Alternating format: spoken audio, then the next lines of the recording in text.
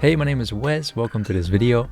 If you're watching this video, you are probably looking for a beginner's course in Spanish. And you might already know some basic words and phrases, you might even already know some grammar and verbs, or you might be a complete beginner and start from scratch. Whatever your level is, this course is here to help you. In the next 25 lessons, we will go over what's called Chapter 1 of this online Spanish course. And in these 25 lessons, we will learn all of the basics of the Spanish language. We will learn things such as vocabulary, grammar, the most frequently used verbs and conjugations, and other very important rules that you should know about.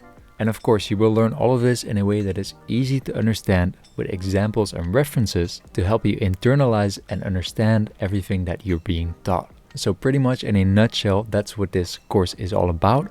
And I truly hope that this course is going to be helpful for you in your Spanish learning journey. Alright, without further ado, let's get into the first official lesson of this course, lesson number 1. And you can do so simply by clicking on the video that appears on the screen right now. Or if nothing appears, you can also click in the link in the description of this video. Alright, that's it for this first introduction video. I hope to see you in the next video, lesson number 1. See you there.